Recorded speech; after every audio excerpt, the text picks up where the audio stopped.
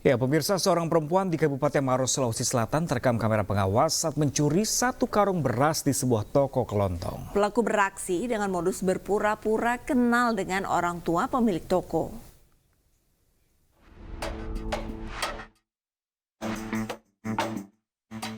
Kamera pengawas merekam detik-detik seorang perempuan yang tengah mencuri di sebuah toko kelontong di Kelurahan Bontoa, Kecamatan Mandai Maros.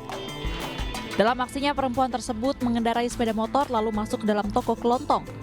Untuk melancarkan aksinya, pelaku berpura-pura menjadi kerabat orang tua pemilik toko kelontong. Setelah pemilik toko masuk ke dalam rumah untuk memanggil orang tuanya, pelaku pun dengan cepat mengambil 1 karung beras 10 kg dan kabur tanpa membayar.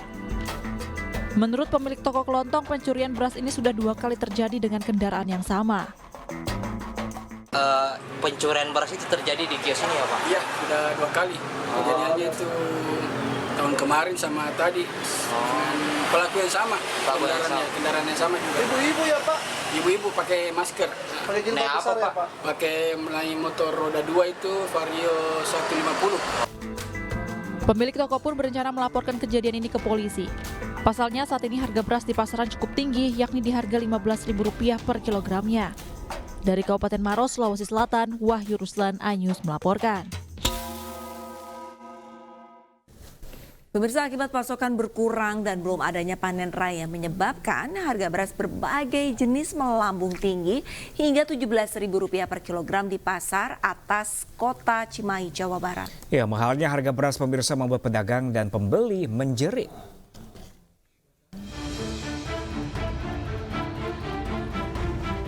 Mendekati pelaksanaan pemilu, harga beras di pasaran kian melambung tinggi.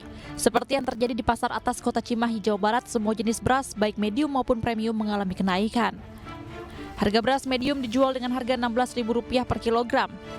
Sedangkan beras premium mencapai harga Rp17.000 per kilogramnya. Mahalnya harga beras akibat pasokan berkurang dan petani gagal panen di sejumlah daerah penghasil beras.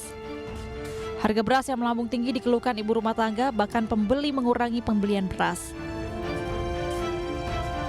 Naik terus. Berapa Bu sekarang Bu? 15, nggak ada yang murah-murah, yang 13 nggak ada. Terus naik. Ibu beli berapa banyak Bu?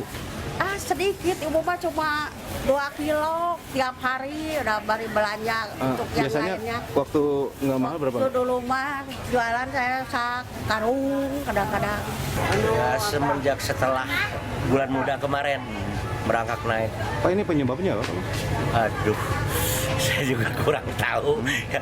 Pastinya daya beli jelas kurang. Rata-rata sekarang yang biasa 10 kilo turun ke 5 kilo, yang 5 kilo turun 2 kilo, begitulah. Warga berharap mahalnya harga beras ini tidak terjadi dalam jangka panjang karena akan merugikan khususnya masyarakat kecil. Hingga kini pemerintah belum menggelar operasi pasar. Dari Bandung Barat, Iwono Wahyu, iNews melaporkan. Ya, pemirsa, kenaikan dan kelangkaan beras mulai dirasakan masyarakat sejak 2 bulan terakhir. Mengantisipasi hal ini, pemirsa, pemerintah melakukan berbagai upaya dengan mengamankan stok awal dan impor beras.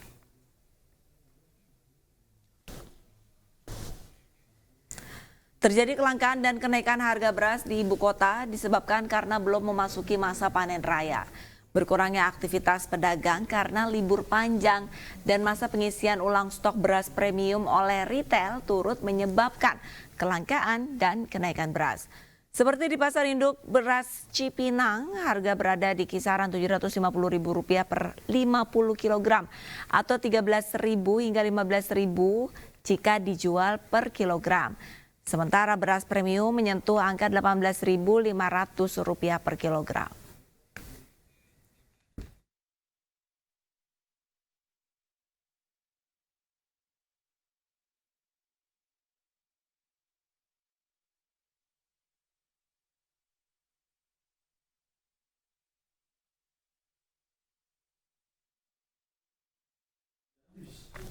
Pemirsa, Kementerian Pariwisata dan Ekonomi Kreatif terus berupaya mendorong kemajuan industri kreatif game dalam negeri. Ya, melalui peningkatan kualitas sumber daya manusia, pengembangan game, bantuan bermodalan, dan teknologi hingga distribusi produk game lokal.